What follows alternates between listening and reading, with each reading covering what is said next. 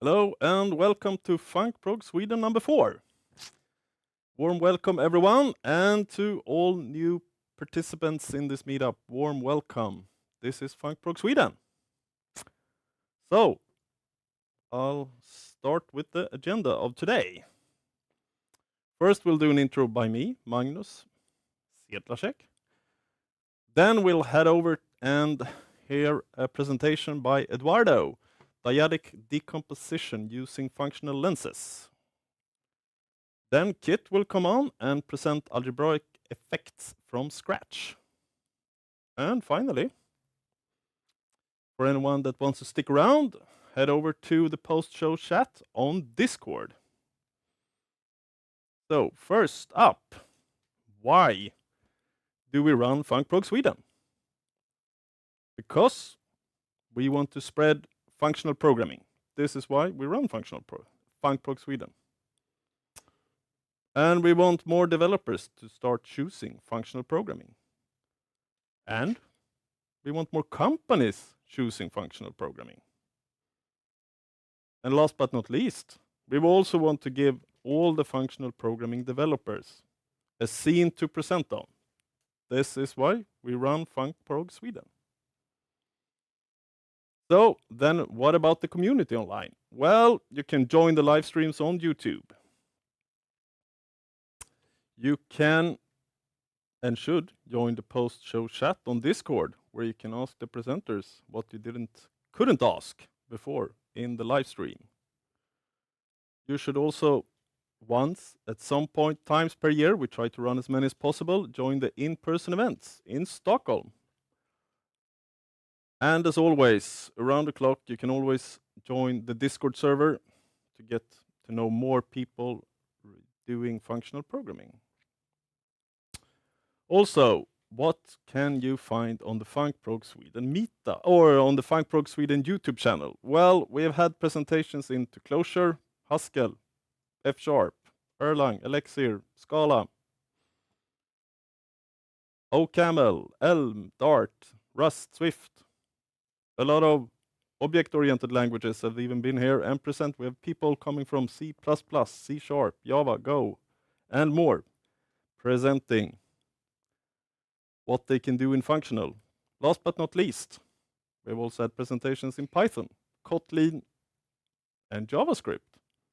So if this is the first time you look, stay tuned to this live stream, then head over and check out the channel, and you'll find more presentations.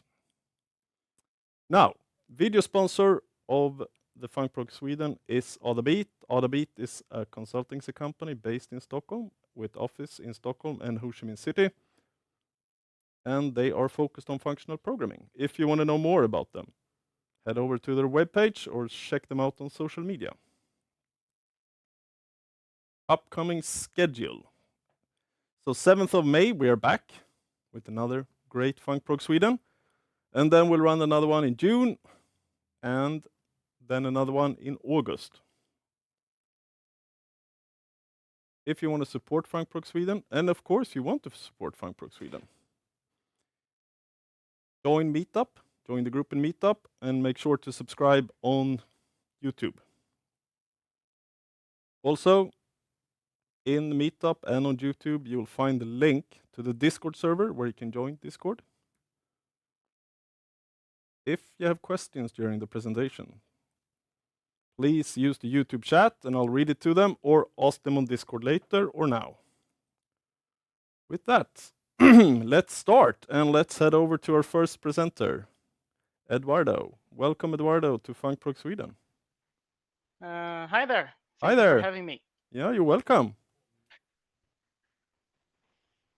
You are welcome. Okay, so should I start then? You can start. Okay, so hello everyone. I'm Eduardo and I'm from Brazil.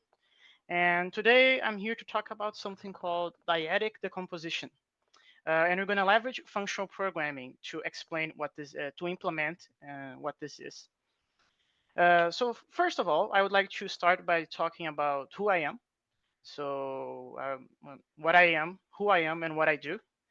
And this is a summary of the two facets of my life that I would like to share with you guys today. So academically speaking, my first contact with functional programming happened in 2021, doing a functional programming course in Haskell.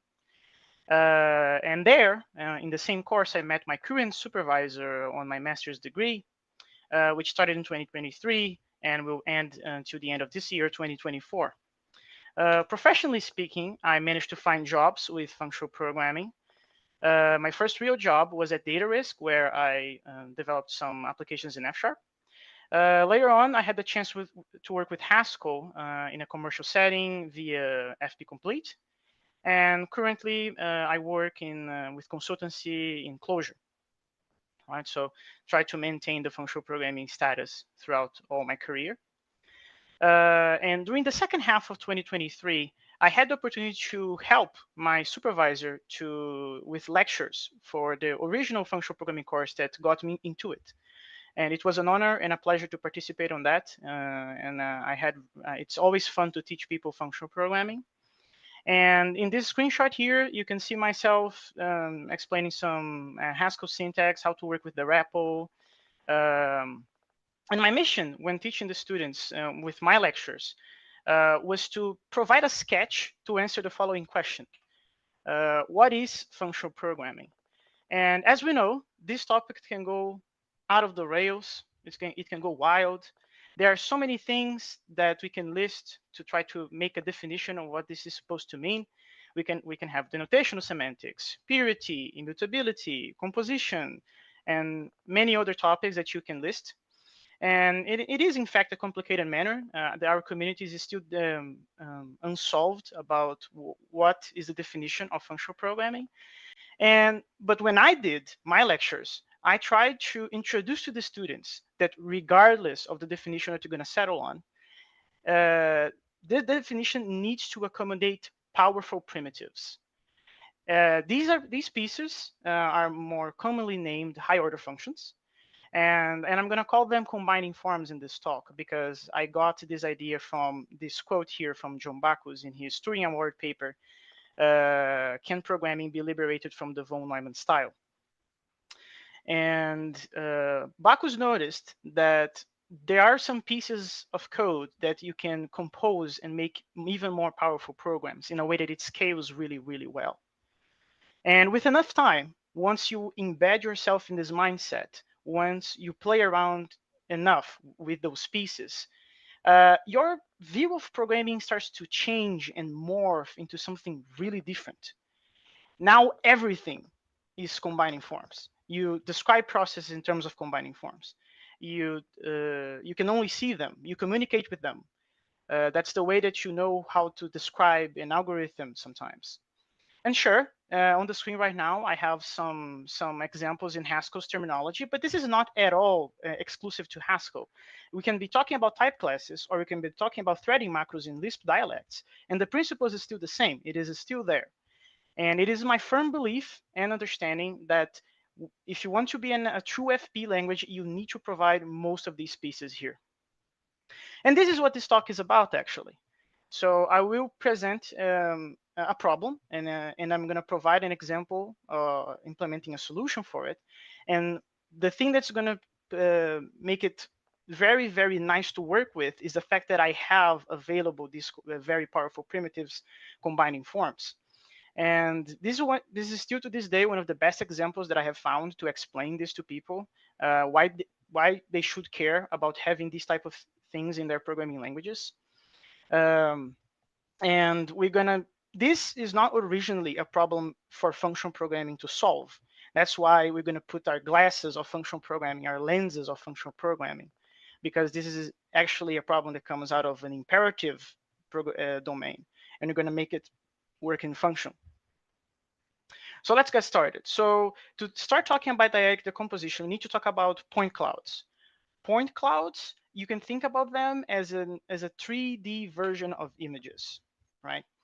And instead of pixels, we have what they call voxels, which is basically a three-dimensional set of coordinates, right? And more importantly, point clouds are usually used to describe shells, right? So We only care about the contour of objects in a 3D space. Hence, our point cloud is basically empty, and it's just the shell is in 3D. So there's no voxels filling the object at all within. And something to keep in mind that is really, really important to our problem is that these data objects are huge. So what do I mean by huge? I mean 2 to the power of 20 voxels to describe a single point cloud, right? So you can do the math, and that's going to be a very significant number. And the reason that is so big is because of the applications that it utilizes this data object. So if you're talking about autonomous cars, we are talking about 3D mapping of landscapes. We are talking about drafts and sketches of vehicle pieces, or we have a more in-depth, detailed mapping of a building, such as the one on the right. This can be very, very large, right? So that is, in fact, the main reason that we want to compress them, because if you're going to deploy a squad of drones on Mars and they will 3D map the landscape of Mars before the humans arrive, if the drones are using some sort of broadcasting networking protocol to share the pieces of the mapping to make one single piece, it's good if this takes less time, less resources. So we want to compress these things. And one of the popular ways of doing this is called octree, which is picking the point cloud and slicing it recursively until you have a cube of 1 voxel. So this is one of the ways that you can do it. And there's also dyadic decomposition way. And I happen to know the professors that pioneered this approach back in the day, Eduardo Peixoto and Edil Medeiros. They are both Brazilian. I had courses with them during graduation, and they taught me how to do this. And now we're going to understand how this does the compression, and I hope I can bring intuition to what this does, if I'm not going to provide all the details in implementation. So here's the picture of what dyadic decomposition does. We're going to go over it bit by bit in very, very detailed manner, so everybody can be on the same page. So the first thing that we'll do is we picked our point cloud and we're going to slice it. Dyadic decomposition, similar to its octree competitor, is also based on slicing the point cloud recursively. We're going to pick the point cloud as a cube, right? And we're going to slice it in half. Each smaller cube will have the length half from the original cube. So you can see in the image right there. If you combine the two pieces back together, you have the original cube. But I would like you to remember that there is a relationship between the parent node and the immediate 2 children below. That's important. It's going to matter a lot later. And in fact, if you continue doing this process, right? So you pick the children, you do it again. You pick those, and do it again. You're gonna and you continue this until you have a point cloud of slice of width of 1. You're gonna have, and then you pick all the leaves of this binary tree and combine them. You're gonna have the original point cloud back again. So I should emphasize this. This step does not do compression at all. This is just an intermediary step for us. The real trick happens with this next step. So imagine that you made your binary tree. Imagine that you sliced all the way down. So imagine now that at each triplet, at each parent and its immediate 2 children, we're going to point a light on them. And then you can imagine further that there is a surface behind that. So there will be silhouettes happening there. And this is the secret. This is the secret sauce that will allow us to send less information to the receiver. And I'm going to explain this right now. So these are just an exemplification of some silhouettes that we could have in a 4x4 point cloud, right? So, and I want you to keep in mind that the secret for lossless compression working really, really well is when the sender does not need to send information, because the receiver can get that information back out of the context it is within, right? So you're not sending that data, but the receiver knows the data that should be there. And that's important. So let's start by describing the route. So in blue pixels right now, these are the present pixels, because if we pick a slice of a point cloud and point a light, the silhouette would be in 2D, which means it is an image. The blue ones means that they are present, and the white ones means they are absent. And the red contour, that will work for us as a mask. And this is going to make sense shortly, like in a few seconds. But this is how you should read the silhouette right now.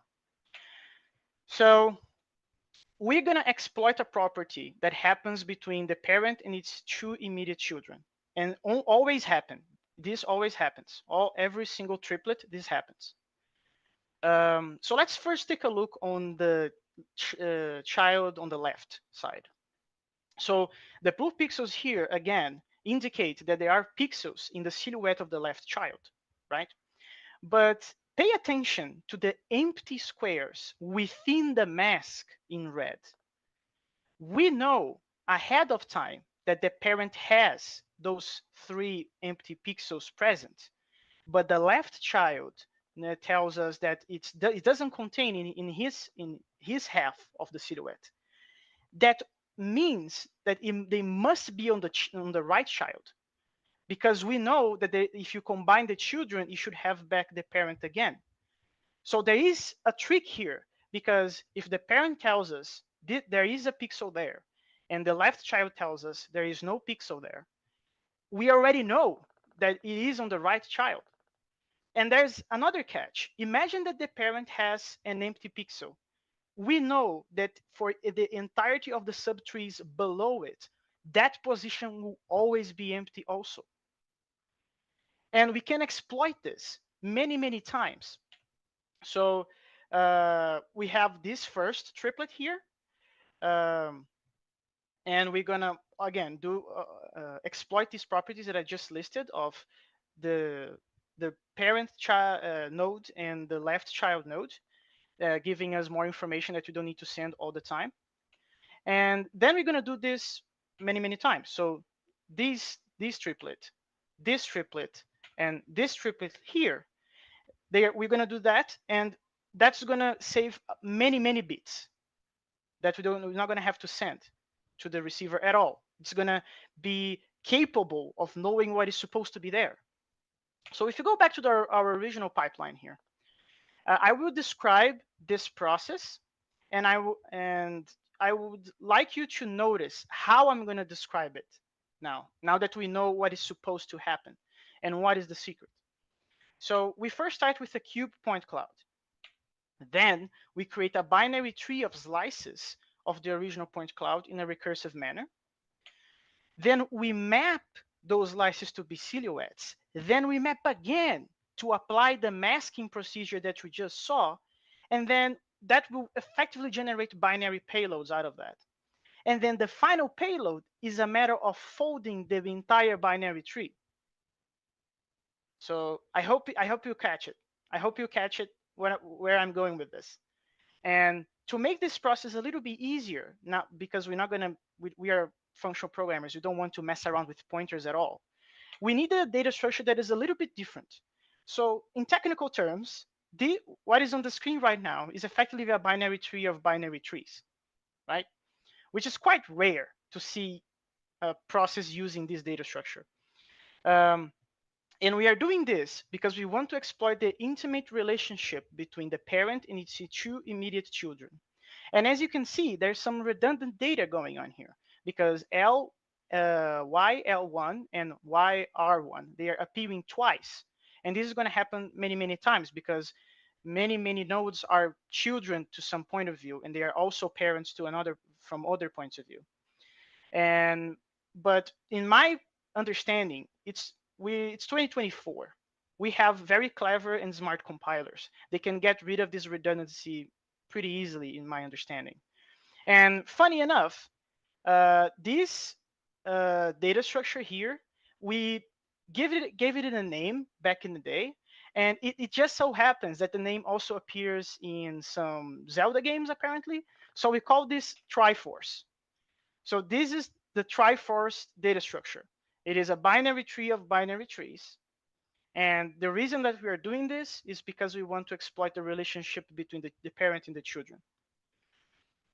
So now that we know what it's supposed to do, now that we have a data structure that we know we're going to handle all the time, it is just a matter of sitting down, picking a very calm and sunny day, picking a very interesting text editor and a very smart slash clever compiler and your programming tools, right? So now we're going to see some code. So let's start by where is the data coming from? The data is coming from a file that looks like this. This is one of the available formats for point cloud files, which is called PLI file. And we have some information here, such as how many voxels we have. We have 12 in this case. We have also the properties of the spatial information, X, Y, and Z. And then we have the coordinates available in a list after the end of the header. So now we're going to go to the code that I presented back in the day, 2021, that I did with my colleague when we were first learning Haskell for the first time. So this is already a disclaimer. This is probably not the best, like most elegant slash performant Haskell code in the planet. I purposely maintain like this because whatever needs more expertise with Haskell, I was not aware of it back in the day. So maybe this version of the code is more readable for newcomers into the language.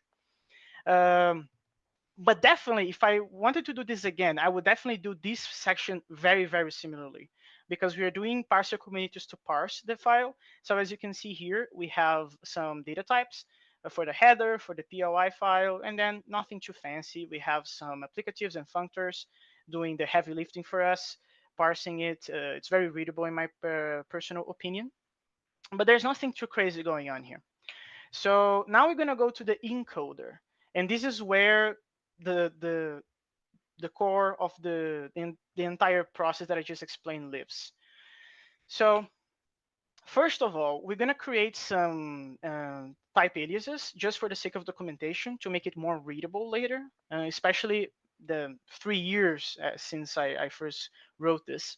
So we're first going to make the point cloud size alias, which is basically an integer. And what that means is that if we are assuming that the point cloud is a cube, this value is the size of the edge of the cube.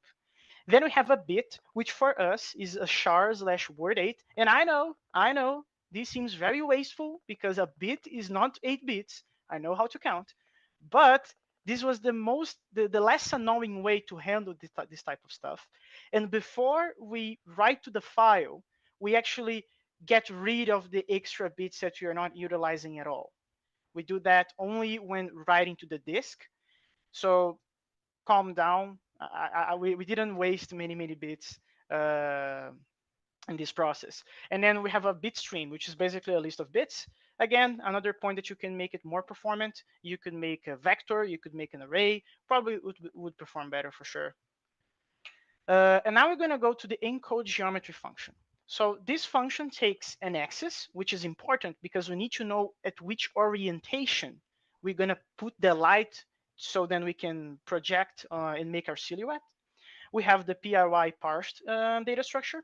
And if everything goes all right, we're going to return out of this a bit stream, which is what we're going to write into the disk, a point cloud size, and an axis, which are mandatory informations for the decoder to do its job later on.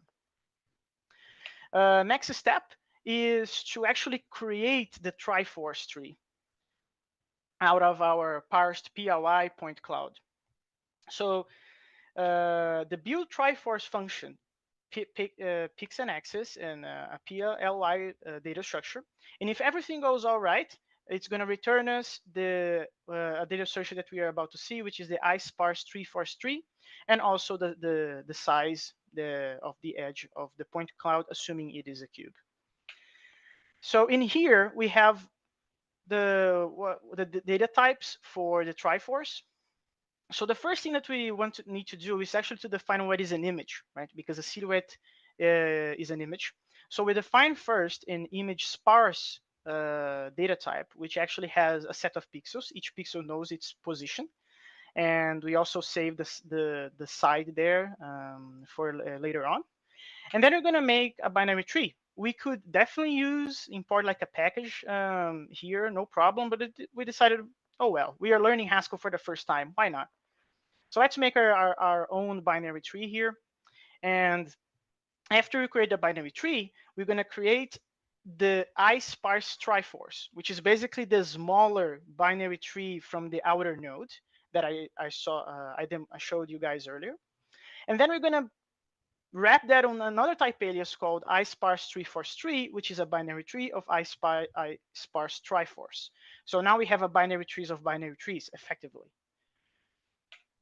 So going back now to where this is being used, I would like to explain a little bit in detail what the PC2 triforce function does, right at the bottom there, the last line there. So aside from that, there's nothing too crazy. The filter from label function picks the vertex field out of the PRY file. Then we transform that parse data structure into a point cloud data structure, which is very similar.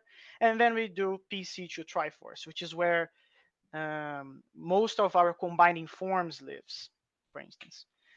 So if you go to that function, PC2 triforce, we can see that it takes an axis and a point cloud, as I mentioned earlier, and it's going to do the process of transforming all of that into an isparse triforce tree. So I would like you to take notice of some extra combining formats that are being used here. We have fmap, which is a generalized version of map. We have the $sign. We have compose, and these are all combining forms that I mentioned before. And we're going to see some of these functions in more detail here. So the triforce tree range function basically creates the entire binary trees of binary trees as a placeholder. So we're going to populate this data structure later on in an immutable manner. But this is the, let's say, the initial value for our fold. So we're going to basically create an empty binary tree of binary trees already with the correct size, everything already built correctly and all that stuff. And then we're going to pick the point cloud and a range, which is basically like a start to finish tuple. And we're going to slice the point cloud and then apply the silhouette maneuver on it. Right? So there's no masking at this step. This is just a matter of picking a cake, which is the entirety of the cake. We made a placeholder data structure that you're going to put pieces of the cake inside. And then we're going to make silhouettes out of that. That's basically what we are doing here. So these are the main functions that is doing the leveraging the slicing and the silhouette making. We're going to look into those a little bit more. So this is the code section that matters for those functions. So as I pointed before, we have a POI that is being transformed into a point cloud, but it's nothing too fancy. We're just converting. It's very similar to what we had with the image sparse, but instead of having pixels, we have voxels. And you also save the size because we don't want to have to compute that again once you compute it once. And now we're going to go to the slice point cloud prime function, which the type is really, really descriptive in my opinion, because it's basically picking an axis, a range, which is basically where do you want to cut the cake, and it's going to provide you a slice of it. Very, very descriptive, right? So then we have the slice to silhouette function, which picks an axis, picks a point cloud. It could be the entirety of the point cloud, or it could be a slice, doesn't matter. And then you're going to provide an image sparse out of that. This works fine, just fine. And now if you go back to the encoder, now we know what the build triforce function is doing. We have a very intuitive idea of what is going on there. And I would like to take a closer look specifically at this line here, right? Because this is the return out of the encode geometry function. And when I was describing the process earlier, I mentioned a fold and I mentioned maps, right? We saw some of those maps already. We saw fmap going on in some slides earlier. So, but the fold this is where the fold lives. So this piece of it, we need to send the silhouette out of the root. So we're going to pick the entirety of the point cloud and pick the silhouette out of that. We need to send that information because that is what starts the entirety of the process. And then we're going to do this concat map triforce to binary. So what we're going to be doing here is picking our triforce data structure. We're going to map triforce to binary into the nodes of this data structure. And then we're going to fold everything together in a single shot, right? And now we're going to see what the triforce to binary function does. It picks a nice sparse triforce because this is what we have in the node, right? In the node, we have the smaller binary tree there. And we're going to return a binary, which is a bit stream, sorry, which is a list of bits. And because we're using concat map knows how to fold the list. So it's fine, just fine. So this function here, again, the type is very descriptive for what it's supposed to be doing. And it is utilizing now is where the masking process happens. This is where it happens. And as you can see here, we're using a slightly different representation for an image because before we defined an image sparse, right, which is a set of pixels. In here, when we were making the implementation, we settled that having an image raster representation, which is basically representing an image as a matrix, it's easier to do the masking, right? So this is what is happening here. We're just using matrices to do the masking process. And this is the pipeline that the code is implementing now, which is very similar to the pipeline that I showed you guys before when I was explaining the dyadic decomposition process. So we're going to go over this one more time.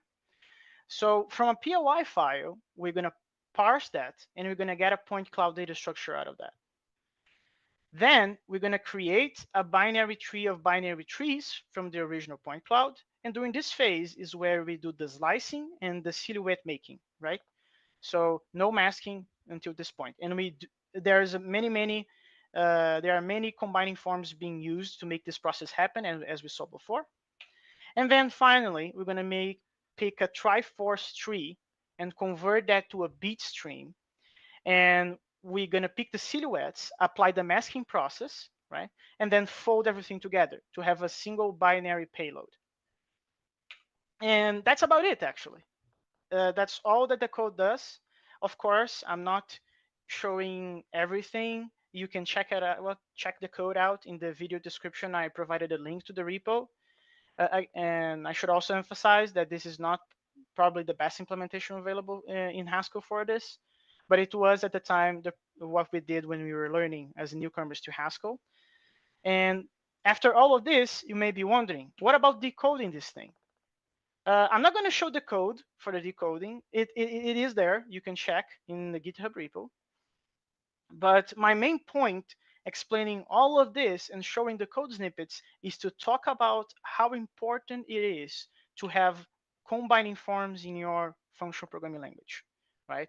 So I hope I managed to convince everybody that watched how you can do a very imperative thing in nature, which is compression algorithms, specifically this one, which has both MATLAB and C++ versions. We managed to do that, maybe not with the same level of performance, but with less pieces involved to make the process happen, right? And maybe I'm not saying that there is every single problem, there is a combining form that can more easily fix the problem. Well, at least not immediately. So take, for instance, this paper here. This is a paper from 2017 from the software product lines domain, which is a domain dedicated to software reusability. And this is a first out of a series of papers, right? And this research is going from almost 10 years at this point. And one of the main professors for this research, Vander Alves, told me last year, 2023, that this diagram here, which is the core of the research, this is the main pipeline that they're studying for years, right? He told me last year that this is a fold map. So after some time digesting the problem and after some time understanding the problem better, he said, he told me that, you know, this diagram here, this is thousands and thousands of lines of Java. This is a very complicated problem to implement reading the code that is already available. After some time, he understood that this is a fold map. We're not going to go to what this means, but this entire diagram is a fold map again. So it seems to me that after the digestion process, we can find very good and powerful combining forms to solve most, if not all, of our problems. And I want to explore this idea of multiple domains exploring combining forms a little bit more. So, because until this point, we saw an application of solving a compression algorithm using combining forms. I just showed another example from software product lines that is also using combining forms. But what about doing the opposite though? Could we find more combining forms in other domains and try to bring them into programming? Because think about it. We have, some of us have math friends. Some of our math friends, they know programming, right? And there are some there is some mix between these two areas, right? Math and programming. So one of the examples that first come into my mind is like the fusion laws for fold, right? So there is a relation. But could we extract more? Could we bring some of the combining forms of math into programming to leverage better and more powerful abstractions when doing our code? So I was thinking about this when I was trying to understand the fixed point combinator, because I heard many times that recursion is about finding the least fixed point for a function. And when I took a look at that, it reminded me that maybe this is a combining form. Maybe instead of doing self-reference when doing recursion, maybe we should talk about having a fixed point combining form available. And it's not that rare to find programming language designs and programming language definitions that are already utilizing the fixed point combinator to provide recursion in order to find Turing completeness for the language. But maybe we should do this more in a day-to-day use. That's just a thought that I had that I think it fits this combining forms topic. And that's all that I have. So here there are some ways that you can find me. This is my GitHub username, my email, and the name of my computer science study group, in which you can find on Twitch, GitHub, and Discord, and YouTube. So in there, we talk about interesting projects and programming languages. Everybody is invited. And I'm done. Thank you very much, Eduardo. Really good presentation and breaking down the problem. Thank you very much. I will shoot 2 questions. Yeah, you get applause in the YouTube chat also. Which I missed to take. It was like the trifactor. When you showed like a graph of the trifactor, it was like, why are there repeated present squares in both the children? And why? Yes, I can answer that. Yes, I can answer that. So let me go back to that slide. I think it's going to be easier. Cool. Here, yeah. right? Yeah. So I think this slide here. So the reason that we need to have this redundancy here is because we want to use the masking process between the YC, YL1, and YR1, right? But these 2 children happen to be parents as well, right? Because F1 and F2 are children of one of them, and F3 and F4 are children of the other one. So if we want to apply the same masking process across all the nodes in a single map, this is a redundancy that we need to cope with. If you're doing some MATLAB or C++ code, you have the pointers to those, so you don't need to deduplicate them. I hope I answered the question. Yeah, I hope so too. I think you answered the question. I'm going to go into a question which is not really related to your presentation, but maybe anyway. Sure. How come you came into FP? No, I can give you the answer to that. So it was I think I was in the middle of graduation, right? So like halfway.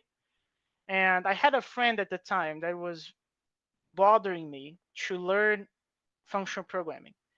And I was very skeptical at the time because I was not really into programming at that time. Like I was doing some, I don't know, C and Python and trying to cope with Java and all that stuff. And then he said, "You should try it." And then at the next semester after that happened, my supervisor, well, my current supervisor, but only a professor at the time, he decided to give the first version of his functional programming course in Haskell. And then I did the course. And it took me some time to be convinced that this is worth my time to learn and have headaches about. And after that, this project that I just presented, this was the final project of that course. And after that, I decided to follow up this with more Haskell for my final graduation project that I did, which is currently my master's. My master's is about picking that Haskell code that I did in graduation in another area. It's not this, and make that better. That's it. Thank you. Thank you. Again, more people are giving you applause in the chat. Thank you. Yeah. Thank it you was a very really much. nice.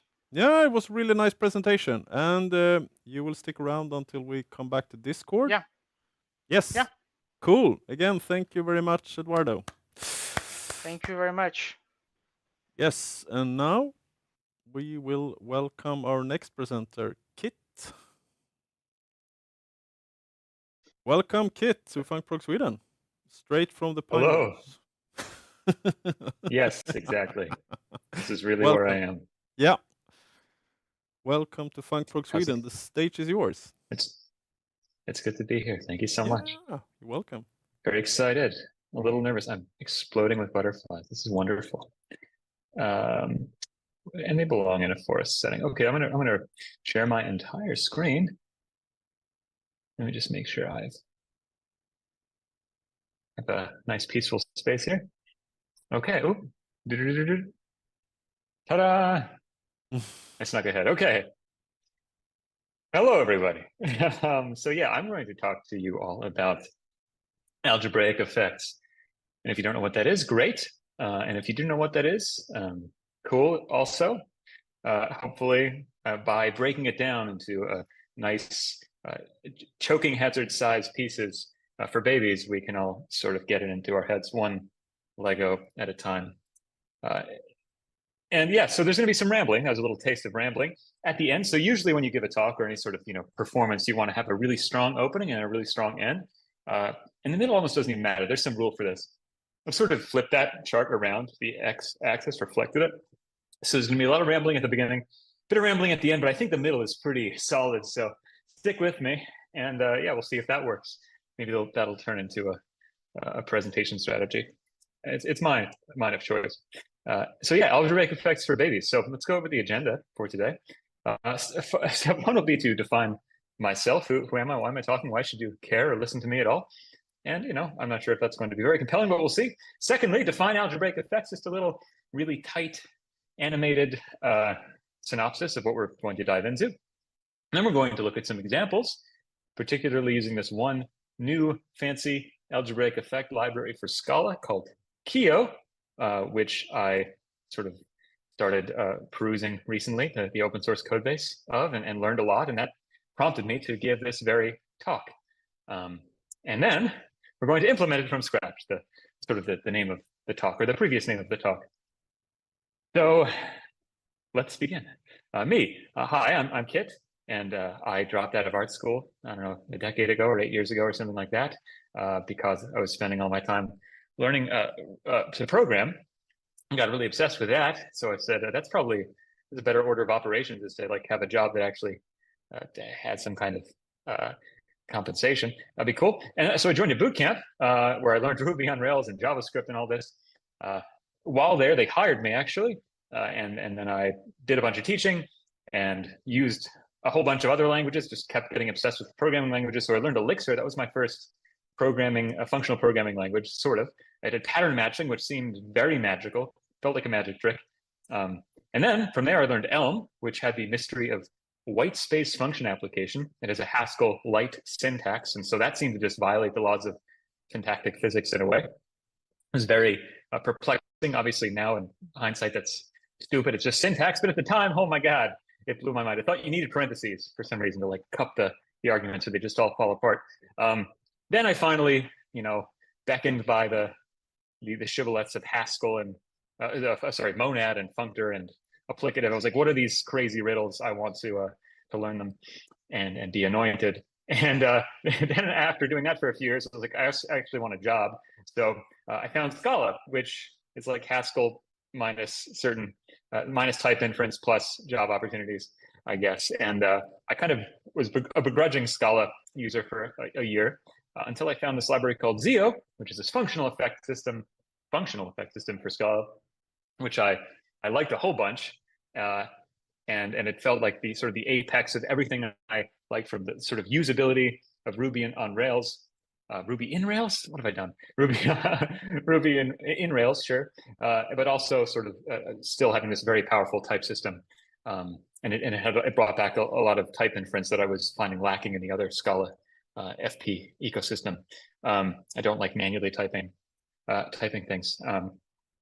And so I started doing open source for them, did a whole bunch of macro things around dependency injection and stuff, dark magic. It was a good time. And then most recently, Flavio Brazil released this new algebraic effect library for Scala called Kio. I read the code base. I wanted to understand how it worked, so I implemented a toy version for myself. Had a lively, fun, engaging discussion with Flavio on GitHub, and we actually it led to some changes in the design, which is super cool. So I'm glad that kind of means that I understood it, hopefully. And I thought that was such a fun and beautiful and elegant design that I thought it would be cool to kind of break it down and walk everyone through it. So that's the plan for today. That's the me slide. Algebraic effects, let's define them at a very high level. And just bear with me. Sometimes we're gonna, I don't know, I might use some words you don't understand. Feel free to interrupt or ask Magnus to interrupt me, and I'll try to give you some bespoke rambling just to your point, and just sort of Tommy gun that with metaphors until it breaks apart or you tire out, whichever comes first. So algebraic effects. Algebraic effects are an extensible and composable functional effect system with a distinct focus on severing syntax from semantics. It's a bit of a mouthful, and we'll break that apart. You could also say separating syntax from semantics or decoupling syntax and semantics. And basically, it's this user extensible version of a functional effect system. It's very neat and modular, and not just this giant behemoth as many of them tend to be, and also very powerful at the same time. And it has an elegant core that can be possibly explained in the length of a single conference talk. We will see if that's true. Functional effect systems, I'm not going to go into too much detail here because Func Prog, Sweden, I think we know a little bit about these, but once again, if you want me to go into any more detail, I can answer additional questions at the end. To sum it up, I feel like the best three-word explanation is they're programs as values. And this comes from a great blog post by Fabio Labella, who works on the Unison programming language now and was a big Scala contributor before, and maybe still today. The idea being that you write your programs not as side-effecting things, but as these sort of workflows or blueprints that you combine together, building larger blueprints, and then you execute them at the end. And this gives you a lot of nice methods and powers and reasoning capabilities. You get some very beautiful ways of dealing with asynchronicity and concurrency. And you can just do a whole bunch of things really trivially that take a whole bunch of work and headaches in imperative style. So this is a declarative over imperative style. And to steal from another person whose work online I like, Runar Bjarnason, who wrote Functional Programming in Scala, he gave a talk a while ago comparing the declarative program as value style to being sort of dynamite, this abstraction of an explosion that is easy to manipulate. You know, you could just give it to your kids, they could juggle it. And then if you want to blow up a building, you can neatly place the dynamite around the building and then safely blow it up from afar, versus the imperative analogy would be you sort of light yourself on fire, you're on fire, your kids are on fire, you all run into the building's on fire, and then hopefully, you know, you get paid. I don't know. It's less nice. Okie dokie. So that's functional effect systems. Syntax and semantics, a brief, I don't know, few metaphors to just whet the palate before we dive into the thing that is really going to build from first principles. So this might lose you for a minute. Once again, we're sort of reaching that apex of organization and hopefully understandability of my talk. Still powering up. The butterflies are slowly dying, and I'm gaining composure. We'll see.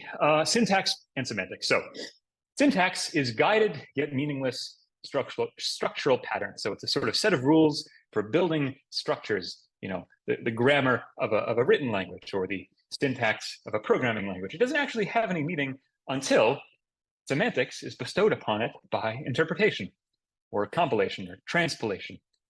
And the syntax is just some structure, but semantics is the interpretation of that structure. Syntax introduces structure, semantics sort of eliminates that structure, leaving a resulting smoldering value at the end. So syntax unfolds something, semantics folds that structure. So you unfold into a structure and you fold it back down. Just some fun functional programming words to throw out there for the bingo cards. Okay, and then two other thoughts that I thought were vaguely interesting. Programming languages like to give you hooks into, they give you ways of maybe building your own syntax and semantics. And we might not think of this as being generating our own syntax, generating our own semantics, but in a sense, that's kind of what method definitions are. Every time you define a method, say like this here, add method, you're kind of defining your own bespoke syntax. So add 22.5, this is kind of meaningless until we, what do we do? Until we interpret it. So we need a method body, and a method body is going to provide semantics. So we could define this, you know, sort of the logical way, which will be A plus B. Or if we felt like it, we could do A minus B. Who cares, right? Semantics and syntax are disjoint. We could also just return a very large number. Now, hopefully you implement this in a logical way, but they're sort of separate. And method signatures allow us to define a syntax and a semantics. It's something we do every day. We're always dealing with syntax and semantics. A slightly more subtle, weirder version of this is to consider data structures. And you can kind of consider any data structure, especially algebraic data types and data structures, as syntax. So when we're building, say, this list here, concatenating a bunch of singleton lists together, you can kind of think of this as creating a syntax tree. And then when we call these list methods which fold over the list data structure, these are sort of providing semantics in an ad hoc manner to the syntax tree. So list.max will sort of reinterpret this meaningless syntactic plus plus operator as the max method, getting the maximum of 2 ints. Sum is reinterpreting plus plus as, well, just the normal int addition, and product would reinterpret plus plus as multiplication. So data types are sort of merely just syntax trees. Every single one of them is a syntax tree. It's a suspended computation, the suspended idea, not even a computation, suspended structure, which is going to be semanticized. No, that's not a word. It's going to be lended semantics to by process of folding later on in the program. If you don't eventually interpret a data structure, uninterpreted data, you know, if a tree falls in the forest, if a linked list is constructed in the forest and no one is there to interpret it, is it useless? No. Yes, it is useless, rather. Is it useful? It's not useful. Okay. And to really get rarefied just for a moment, just for fun, before returning to Earth, so please hold on, suspend your disbelief if this is totally nonsense to you. Let's take a trait like monoid, if you know what monoid is, which is this type class, this bundle of methods which for a type A provides an empty method and then a combine method. So we can get this pull some empty value out of thin air and then also combine 2 values. We could then create a syntax tree for this trait. Just imagine like we're writing a syntax tree literally for the structure of methods. Empty could be represented by this empty case. Combine could be this combine node, so it's just a syntax tree. We're also going to add one special little sidecar case so that any value can participate, you know, while supplies last in this enumeration. And then if we mush it around slightly, we actually get the list. So empty is nil, and the cons case of a list is a sort of smushing together of the value becomes the head, and the combine becomes the tail, this recursive tail node. So it's just a more compressed version of the syntax tree of a monoid, and that's why the list is known as the free monoid. The point is, the list is really just a syntax tree for a trait, and therefore, we interpret it later by folding over lists. So if we take an instance of our monoid, perhaps the addition monoid, defining empty as 0 and combine as int addition, that is isomorphic in a sense to folding over a list of ints and providing 0 as the empty value and then addition as the combination operation. And so 0, 0, a plus b, a plus b. We're kind of just providing an ad hoc monoid instance. Those are the arguments to fold. They're just sort of basically providing semantics for the data structure. So you could define folds for really any data type. And then that is the arguments to fold are basically just the semantics of the structure of the data type, which is cool, or perhaps completely inscrutable if you don't know what I'm talking about. So that was a fun ramble, just to set the scene, some metaphors to whet your palate. Let's look at some code. And then we're going to return to the slideshow for more fancily animated from scratch animations. But first, algebraic effects, I want to give you an actual anchoring idea. And so we're going to look at Kio, and I'll make this real big. Let me know if it's ever too small. So Kio is this new library for Scala, which is very, very fancy and well designed. And it's still, I think, relatively early in its development, but so, you know, participate on GitHub, take a look at it. Flavio is a really great developer and a very friendly fellow and nice to collaborate with. So definitely check that out if you're all interested. Okay, so what do we have here? So it's a for comprehension, which we're going to look at in more detail later. Just a way of sequentially composing logic inside of a functional effect system in Scala. And we have this thing that says consoles.println hello Func Prog Sweden, a little pandering. And then I'm going to click run on this little object here, and we will see hello Func Prog Sweden printed to the console. So I could, if I wanted to, duplicate this line and say goodbye Func Prog Sweden and make it red and run this again. And we'll see that one is executed after the other. And so we're building here an algebraic effect, and it has a certain type signature, which we're going to look at here. This effect returns a unit, which is this type down here. If I said yield 10, this would instead return an int, if we felt like returning 10. And it depends on this consoles effect.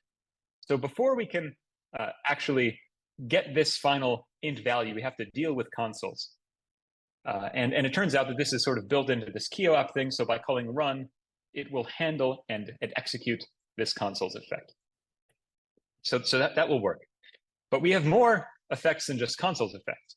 We have these modular effects that we can combine together and run one at a time in different orders. So one interesting effect that we can look to is this environment effect. So if I want to do, I could grab a number, a magic number out of thin air. I could say ends int.get, and this is going to change the type signature actually. Now I'm going to actually just return this number times 1000. So what we have here is now an int that depends not only on the consoles effect, but also an environment of int. And what this means is it's sort of analogous to turning it into a function that now takes an int to run the body. So later on, we're going to have to provide an int, and that's what's going to get popped out here. At least that's one potential semantics given to environments of ints, sort of the default semantics. This is actually just syntax. So if we wanted to get this to work, I could say ends int.run, and then provide a number here. So I'm going to provide, I guess, 55. And when I run this, now we'll see hello Func Prog Sweden, 55,000. And if I change that number, you know, it'll change the result. So whatever number we put in here is what's going to pop out the other side. And so if I'm going to pull this out here call this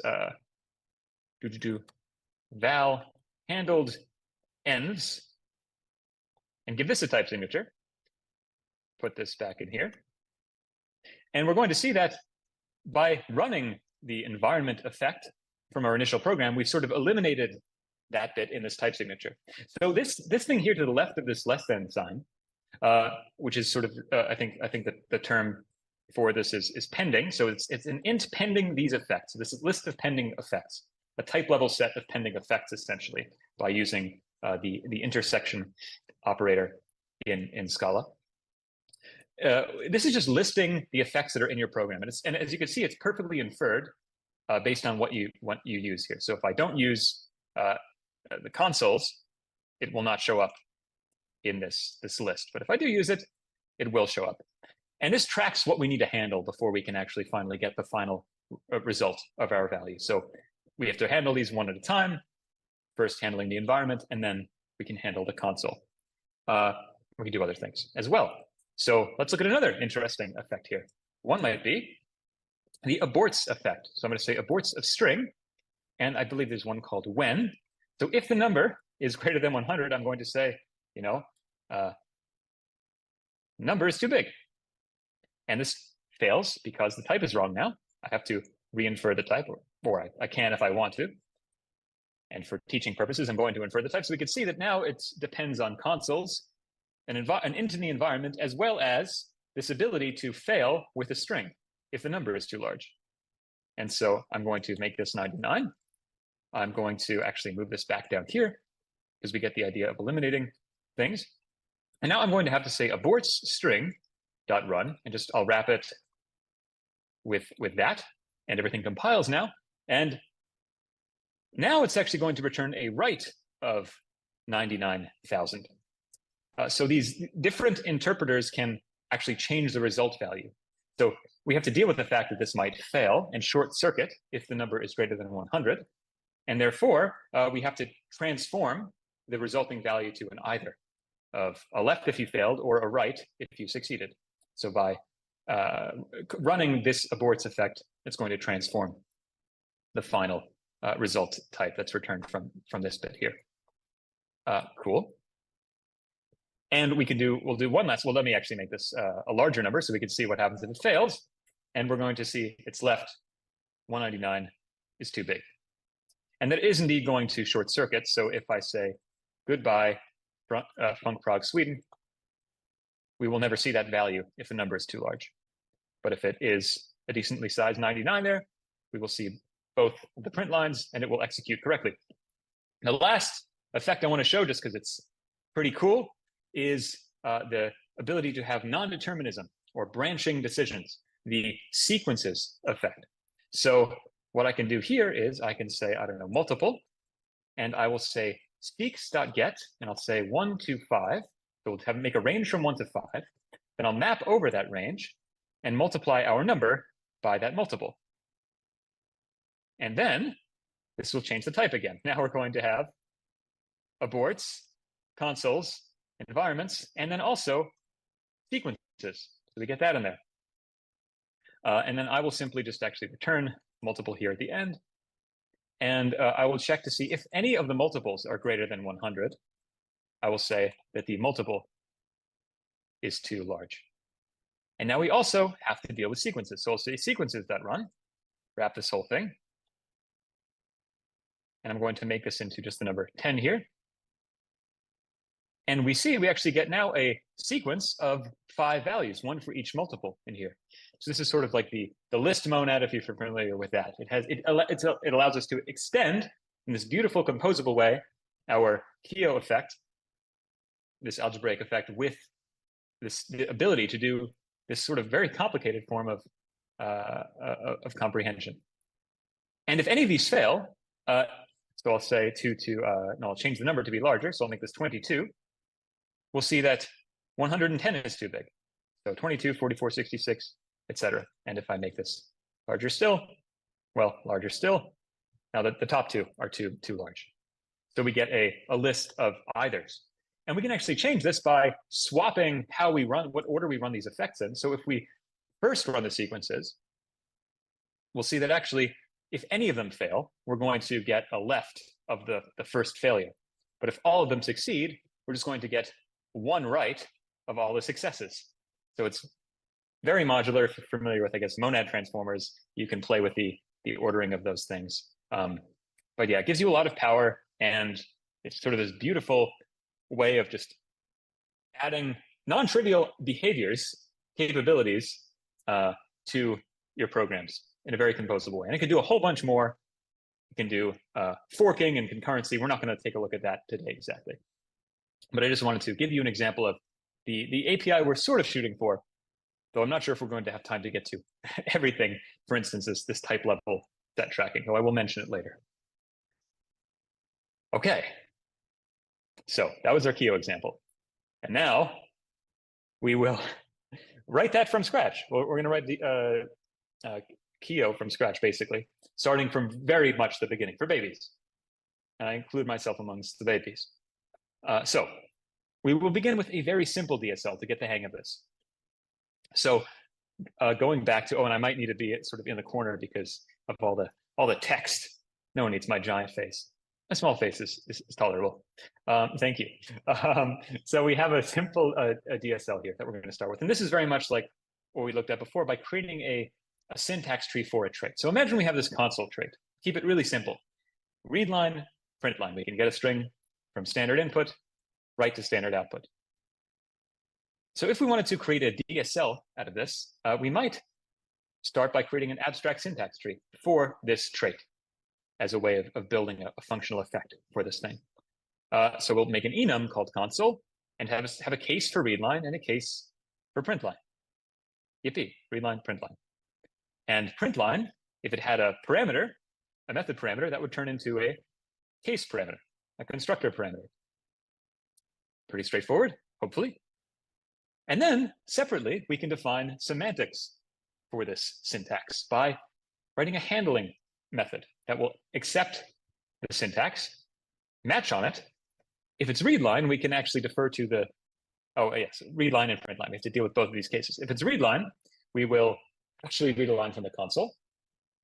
And if it's print line, we will actually print a line to the console, delegating to the Scala standard library functionalities. We could have other handlers as well, which returned dummy data, always returned the same name and didn't actually write to the standard output, but wrote to some, I don't know, mutable list somewhere, or did something else entirely. But these are one set of semantics, maybe the default semantics for actually using a live console. And so then we can run this by constructing a piece of syntax and then immediately interpreting it. So if we handle constructing a print line node, we will see who are you printed to the console. Not terribly useful yet, but it gives us the general idea. We have syntax, and then we interpret that syntax directly. So there's that severing of the syntax and the semantics, unlike, say, when you define a method in normal plain Scala, where they're sort of bound together. Every time you define a method, you both define the syntax, as well as often you have the equals and the actual method body. And then we can subsequently handle read line. And then we can also print a fun message out afterwards. So we have to handle these one at a time, but nonetheless, the basic most DSL is here. And technically it works, as the text says over there, but we have some issues, and we were going to look at the types to see those issues. So one question we could ask ourselves is, what is the type of name here? We've handled read line, and intuitively, we might think that, oh, that should be a string, right? We're reading a line off the console, but what does handle return when we pass it a read line? And well, in this case, standard in.readline will return a string, but print line returns unit, and therefore it's going to find the least upper bound. The Scala type checker, type inference system, is going to find the least upper bound of string and unit, and that is going to be any, sort of the top of the type hierarchy, because there isn't any reasonable supertype beneath that.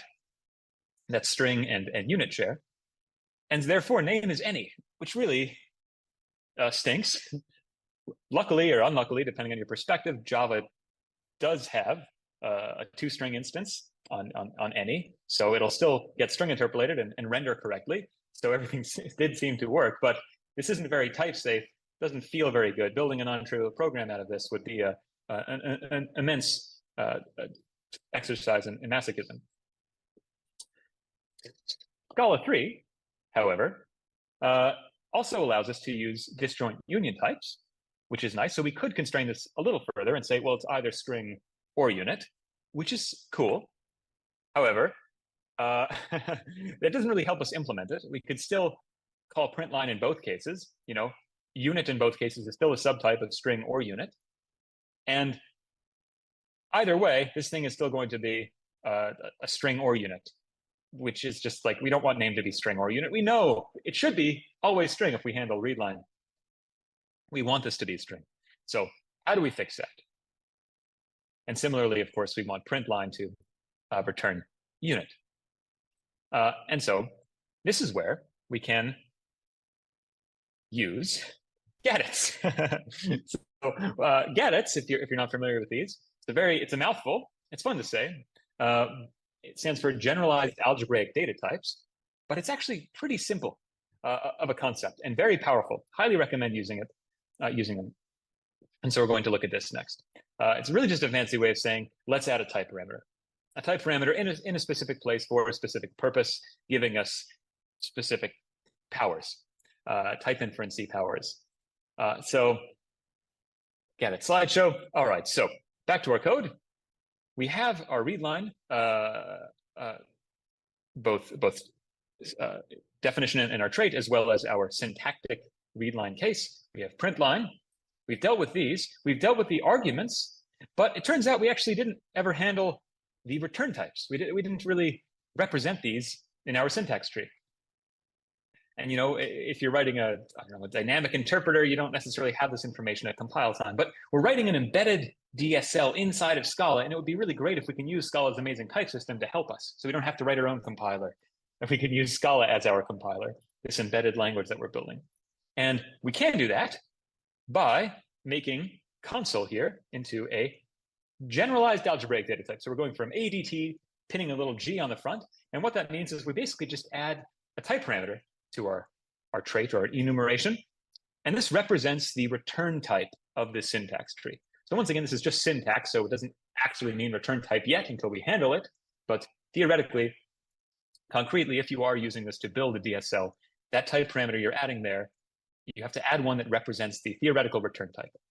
And therefore, readline, to say that our case readline returns string, we're going to make this extend console of string. So it's a bit more verbose of syntax, yet this is how we're going to express that readline is a console of string. It returns a string. So whenever you see extends console of whatever, that whatever in there is the theoretical return type of this computation, this DSL.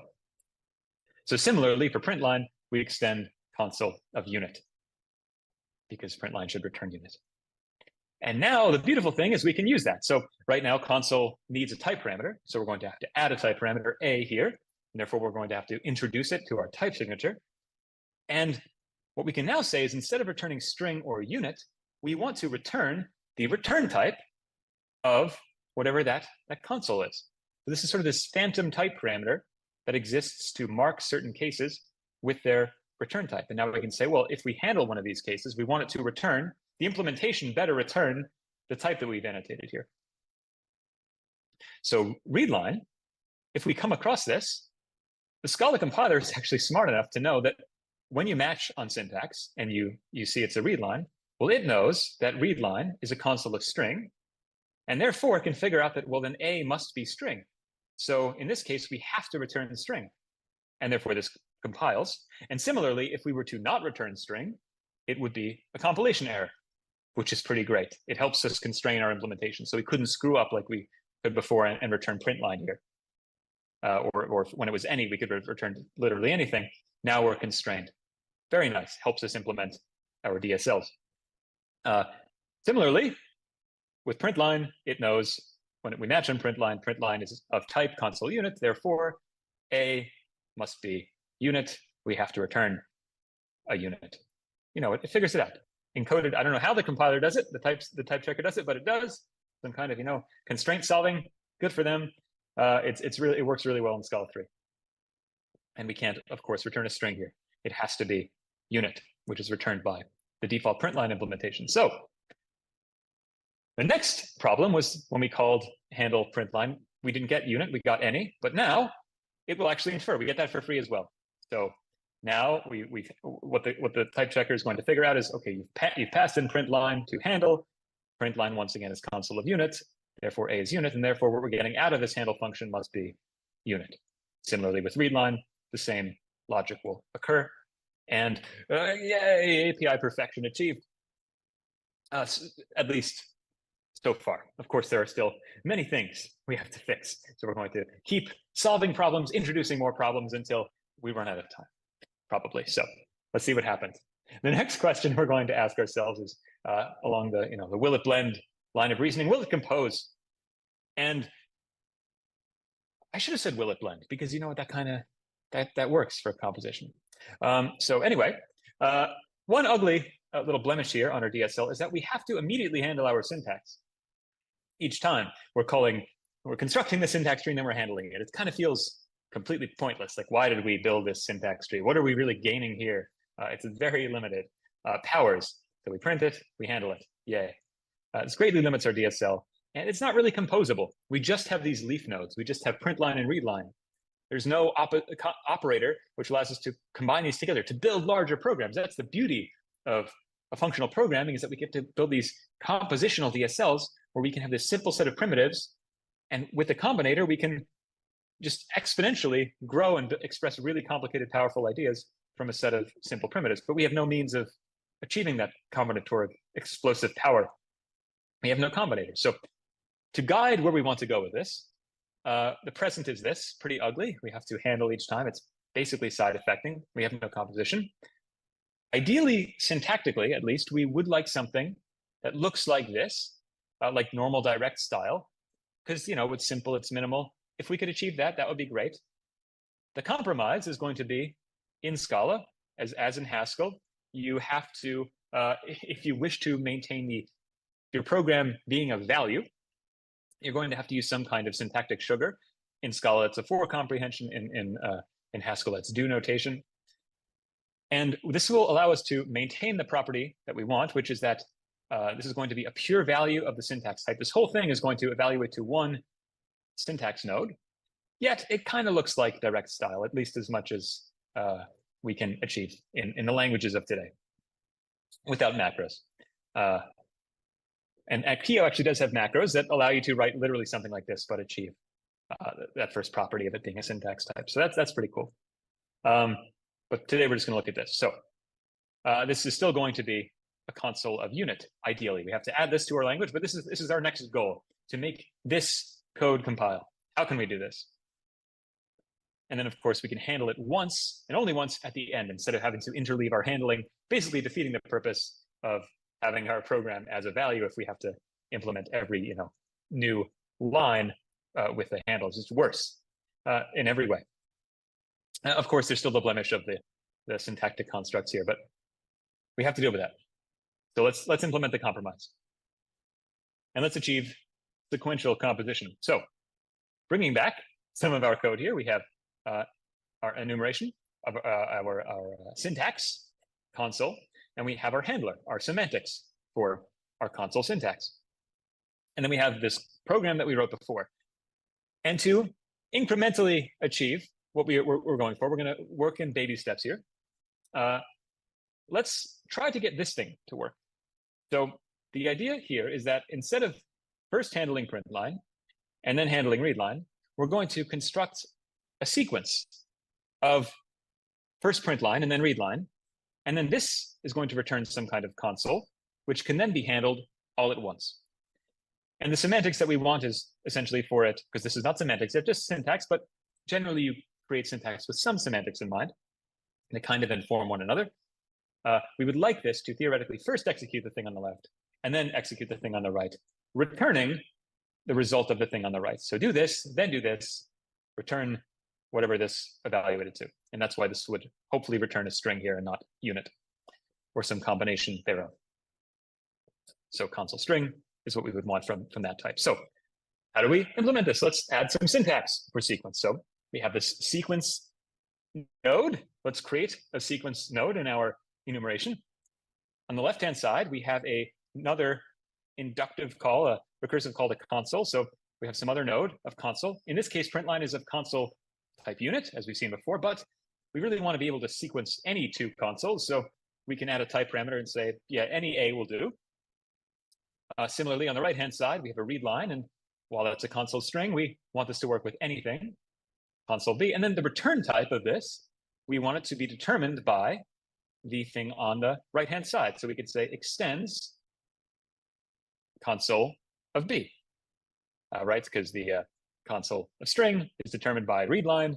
Read line is the right-hand side console of B. We want this whole thing to return a console of B. And there's nothing wrong with saying that this should extend a console of A, except then we would have to implement different semantics, at least for this one handle. And that's not what we want in this case. Okay, so that's the syntax part done. Check, thumbs up. We have syntax for console.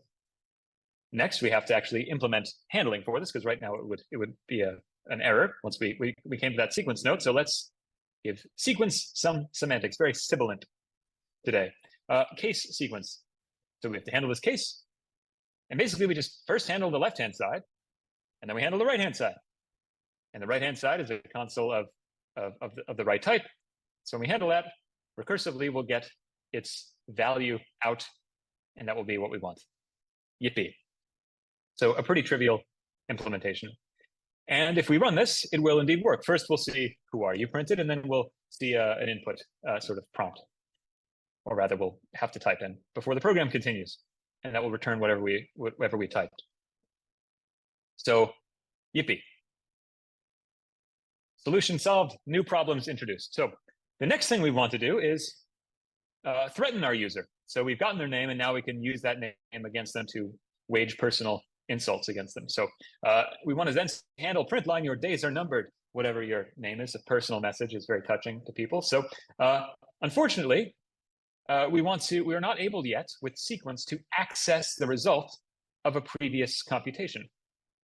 So we want to sort of get the result of read line here and be able to thread this along to our print line without having to first handle everything that came before it. So we want to access the result of sequence without handling it. And so perhaps we can come up with this syntactic structure, which is like sequence, except a different node. It's called and then, we'll call it for now. On the left-hand side will be any kind of console computation, syntax node. And on the right-hand side, so yes, first we're going to execute sequence, and then whatever the result of that console type was, in this case a string, is going to be the argument to this function from which we will generate a new console. So that's the syntax and sort of our idea of the semantics. Okay, so let's do this. Let's add some syntax. So, and then node. This has two arguments. The left-hand side is going to be some arbitrary console of type A. The right-hand side is going to be a function. So we'll just get some kind of function type in there. The input is actually going to be the result of the output type. So that's going to be A. And the output is going to be some other console of some other type as well. And then we want to return, just like in sequence, the final resulting type of that right-hand side. Behold, and then. Cool. And now for semantics. And these are going to be a little more complicated than sequence. And just to practice some parametrically polymorphic reasoning, pibilant. I don't know if there's a plosive, I guess would be the equivalent of sibilance for P sounds. Anyway, and then semantics. I'm going to talk about here some kind of, I don't know, semi-mechanistic logical reasoning tactic that you can use when solving parametrically polymorphic methods, because it also often does feel like solving a puzzle of some sort. And there are some, I don't know, intuition hacks you can use. So I like to cycle repeatedly, recurse between these two questions that I ask myself. The first is, what do I need? What's the goal here? That's often determined by the return type or the value you're shooting for. So in that case, it's going to be the A. We need to generate an A from this function. So a value of type A is our current goal. And then once we've established our goal, oriented ourselves in that direction, we can ask, what do I have? What's in my inventory, if you will? And that's going to be determined by really any identifier you have access to in the standard library or anything, but we're going to scope it down in this case to, okay, well, we have a left-hand side that we've matched on, and we have an F that we've matched on, these two properties contained inside of the and then syntax case. The left-hand side is a console of type A. So we could say we have a console of type A here. However, and this is where, if you're new to this kind of stuff, it can get a little tricky. Technically, this A is not the same as this A. So these are just type parameters, A and B and whatever. And what matters more is actually what position they're in and whether or not they show up on the right-hand side here. So it could be a little tricky. I'm going to do some re-aliasing. So in and then, our return type is actually this B, but this is just a name. We could have called this whatever we wanted. We could have called it Kevin, but our return type is Kevin or B. And that Kevin or B is determined by the result of F. And the input to that F is A, which we actually do not see here. It's sort of this internal type that is not viewed on the outside. So the result of F determines the result of and then. And this A is different. So the A on the outside is not the A on the inside. The A on the inside is actually what is sometimes known as an existential type. It's some kind of type, but it's not present in the external console type. What the Scala compiler will know is that and then will contain some type X, a console of type X, and a function that'll take that type and return a console of the resulting type. But from the outside, when we know that this is just a console of type A, we actually don't see the X at all. It's existential, it's hidden. That might be a little confusing, but it's something you have to get used to. Hopefully by renaming this, I'll rename console of B to console of A. We won't have to do the mental mapping, but that is something you will have to do when doing these things yourself. Probably the biggest challenge, keeping track of those things. Okay, so the left-hand side is actually a console of X, a console of some type that we just do not see here. We do not have a type parameter for that type. It's going to be internal and hidden inside of the and then node. And then we have F, which will, of course, take that X to a console of A, which is what we want. So that's our inventory. A brief aside on existential types, probably slightly confusing, I apologize. But that's our inventory. Don't worry about that if it was a little crazy. X is an existential type. Oh, thank you, note for myself in case I forgot to use that buzzword. Okay. And then we actually also have access recursively to our handle function, our handle method. So we can also add that to our inventory. And handle is essentially a function from console of A to A. Except once again, not the A that we were talking about when we were dealing with this just a moment ago. Handle actually works on any A. Handle is generic. It has a type parameter. So for any console of some type, it will return that type, which is a little confusing. So I will use a lowercase a here to just denote that handle can really just unpack the result from any console. That's its magical power. And we can recursively depend on that. Okay. Now that we've gotten through that, we need a value of type A. We have these three things. We can just write this code here as dummy placeholder code. We're going to return an A. Yay, it compiles. And A, okay, we don't know how to get A yet, but we have A. Let's pretend. So we return it. So the next question is, of course, how do we get A? That's our current goal. And what you could do is you could sort of browse over your inventory and just look for that type. Because A is a type parameter, we cannot pull one out of thin air. It's not an int or a string. We can't just return 0 because we know it's an int, which might not be correct.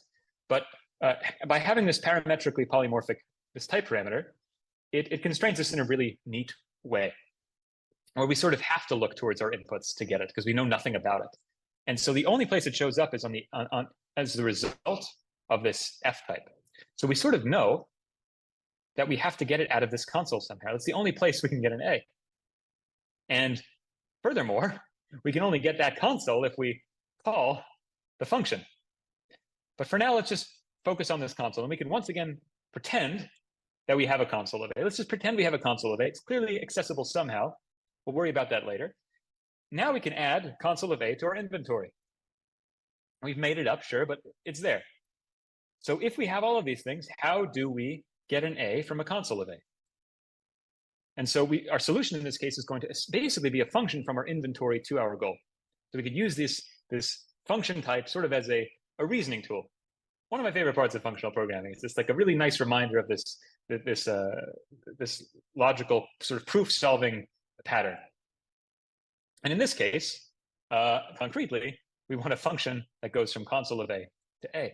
And luckily, we kind of have that in our inventory. The handle function goes from a console of any type to its actual contained value, which means to get an A out of a console A, we just simply recursively handle that. Yippee. Okay. And now our goal changes. So instead of needing an A, we recurse. And well, we have these question marks here that we created a moment ago. We now need a console of A in order for the program to continue along. We're sort of burning the candle at both ends, starting from the end and working backwards. It's a nice way of doing things. And then we can also switch and start from the beginning, drill down from the top and the bottom, and try to meet in the middle. But we'll keep working up from the top. So we want a console of type A, and we can once again peruse our inventory and see that, yes, well, that same F contains a console of type A, but it's locked away in this lockbox of a function. And in order to access its contents, we need to provide the input, which is, of course, of type X. So give input, get output is the law of functions, which I've made up here. So we could call F of X. Of course, we'll need an X now. So we could just pretend we have an X, and then, yay, we have a console of A. And we once again recurse. We now need a value of X. How do we get a value of X? Let's peruse our input. What do we have? Well, I see an X there inside of a console. So once again, it's just as we did before. We can use the handle method to unlock the X from our console. So we'll handle the left-hand side, which will get us an X. So we just cycle between what do I need and what do I have over and over and over and over again. And finally, we go from our inventory to our goal. We can just combine a bunch of these reasoning steps together and have a function from input to output. And we finally get to collapse it a little bit, this code, where first we handle the left-hand side, get the X out, then we call the function with the X, which will get us a new console out, which we have to then handle to return the final A. I broke that down probably into too much granularity, but we're going to use that same reasoning logic later in a slightly less trivial scenario. Hopefully that was useful. Okay, let's take a sip of our LaCroix. Delicious. Okay. Continuing along. We have sequence and we have and then.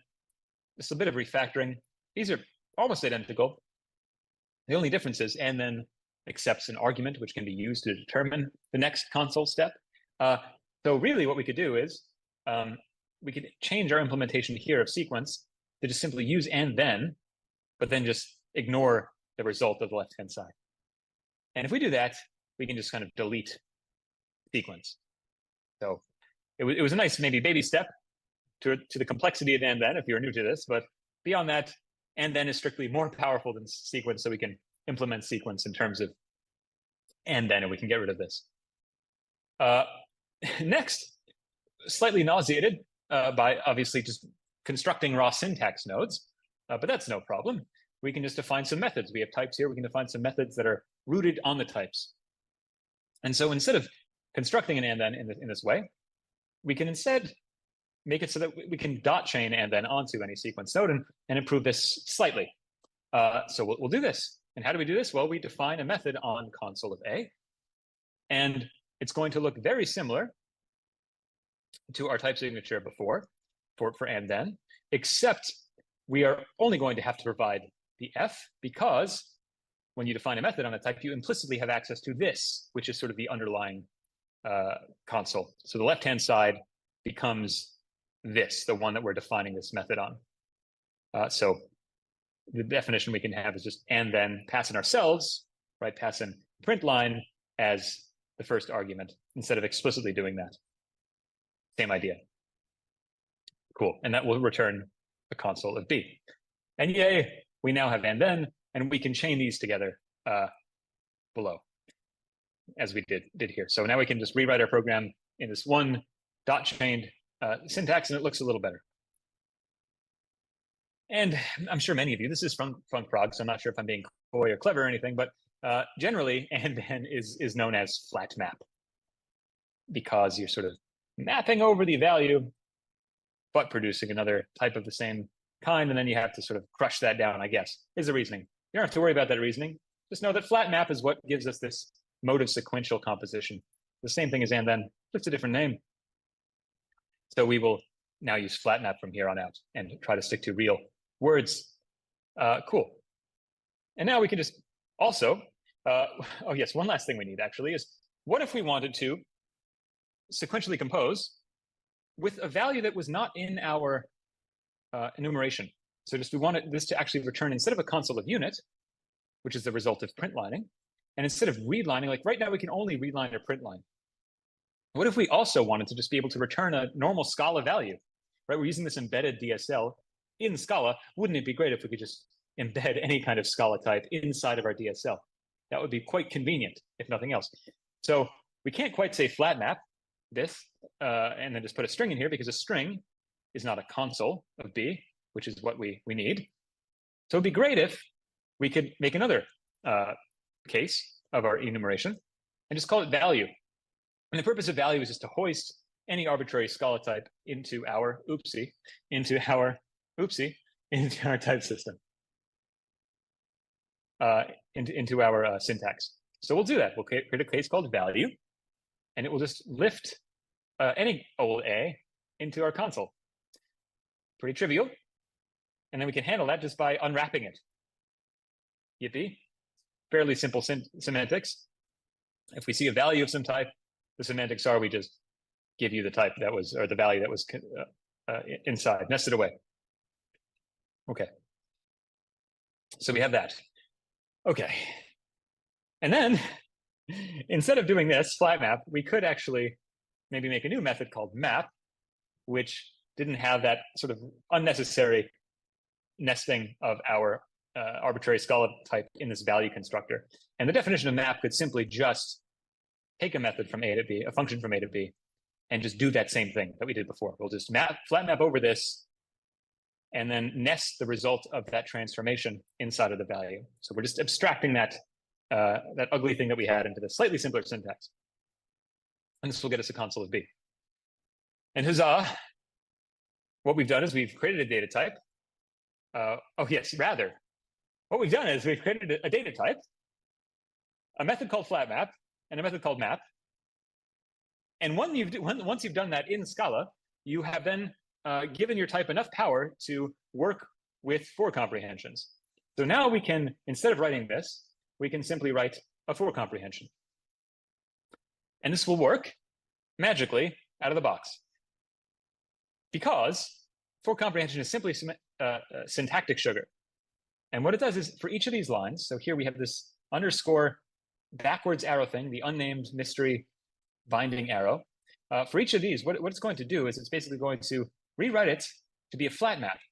And the thing that was the underscore is basically the argument to a nested closure, a nested function value.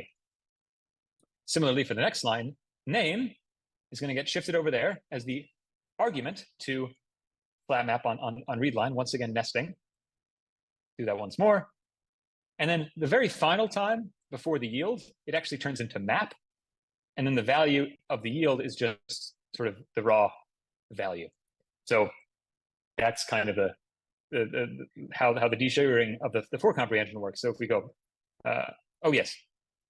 And the cool thing about this is that because these are all nested, which is quite horrific to look at, but because you have this callback hill, any parameter, any function parameter you introduce can be used in any of the subsequent nested function calls, because this is going to be in scope, both for print line, but also for in here. So we could use name in print line, but we could also use name if we wanted to in our final value. So that has sort of similar semantics to just normal direct style line by line code, where identifiers you introduce, vals you define, variables you define on one line are accessible on subsequent lines. And we get sort of a similar aesthetic syntax semantics duality here with that. So if we translate the other way, now we can have a for comprehension. We take our flat map, the argument just becomes the name to the left-hand side of the arrow. Flat map name becomes the name to the left-hand side of the arrow. Map becomes the underscore there in that case. And then the final value becomes yield. And once again, it looks just like direct style. We have access to name on subsequent lines, quote unquote. However, under the hood, they're actually just all nested closures. But even with direct style code that you write, and it looks like it's sort of existing on subsequent lines, That's just syntax. Like the actual compiler will turn it into machine code where there's a stack and it's completely different. Like it's not actually available on subsequent lines. It's this actual underlying semantics as it's translated to machine code are completely insane and random. So the idea of translating this to a series of nested closures in this continuation passing style is not any crazier or any more magical than what the actual final compiler is doing. And that's 4 comprehensions, yay. So we've achieved that goal. And name can once again be read on subsequent lines. To recapitulate, because, of course, we're running out of time here, and so we should definitely waste time on recapitulating. We've created a simple console DSL. We've upgraded, so that's that one, with no special types. We had some type inference issues. We then extended it to a Gadget by adding a G on front, and also adding a type parameter representing the return type. And then we finally outfitted our DSL with sequential composition, which is great because now we can build larger programs, but keep them inside of our DSL type here, our syntax tree, and build a giant syntax tree and handle it once at the end instead of having to handle it in this interleaved manner, line by line, basically being completely pointless. So what do we want to do next? The next thing we want to do is to add potentially additional operations. Right now we just have print line and read line, but what if we wanted to add a method for getting the time that might return a local date time, or like that environment method that we looked at previously in Kio, or so on and so forth until the heat death of the universe. Well, currently we would have to add a whole bunch of cases and then also handle a whole bunch of cases, which isn't the end of the world. This is how other functional effect systems work, kind of. They have one mega enumeration and they have one mega handler that does everything. But the beauty of an algebraic effect system is that it's composable and modular, and it can be sort of broken apart so that not everything has to live together in just one giant enumeration. There's not just one syntax and one semantics. You can actually compose different groupings of syntax and semantics in an ad hoc fashion, in a user extensible way even, which is pretty cool. So our algebraic effects should be arbitrarily extensible. So what we want to actually do to just drive towards this reality is, let's take print line and delete it. Let's take read line and delete it. Like, that's not really core to the algebraic effect language. That's a console domain. And then we want this ability to actually embed arbitrary effects into this this algebraic effect domain. And that's going to be the next goal. How do we let anyone embed their own effect into the system without having to actually add a case for each of those, n cases for n different operations? We want one case that allows the embedding of any operation inside of our DSL. And we probably shouldn't call this console anymore because it doesn't make any sense. And for lack of a better name, I will call it Kio, in homage to the inspiring library by Flavio. So we'll now call this Kio. Hooray. And we can now break apart our console into its own little syntax tree. So we get this modularity. We can decouple, sever these from each other. And the idea would be it can have its own semantics, its own handler just for the console. And we can have our own sort of top-level handler for dealing with the mechanics of sequential composition and the embedding of arbitrary other operations. And somehow we need these to fit together. We need to take the chocolate of Kio and the peanut butter of console and have a horrific car accident. Okay. A Cronenbergian abomination must be created from these. So how are we going to do it? And once again, we would like this to work. So a program where we can first read a name and then I've always loved you. And we've gotten sweet at this point in the talk. And this is going to, once again, to desugar it, be a flat map. So you see this for comprehension? A flat map is going to first be a flat map of read line, and then take the continuation here, the results of read line, and pass it along to create a print line node. Obviously, there's a problem, which is that flat map is of type Kio, and read line and print line are of type console. So this will no longer compile. This will no longer work. We need something here to wrap console in a way, to embed console in our language, if you will. And so if we do this, we can embed read line and then embed print line. Well, now the syntax part will compile again. This isn't the end step, but hooray, we're working towards something.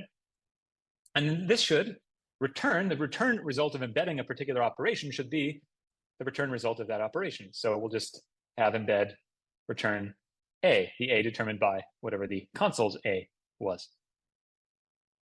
And of course, we don't just want to hard code this to console again.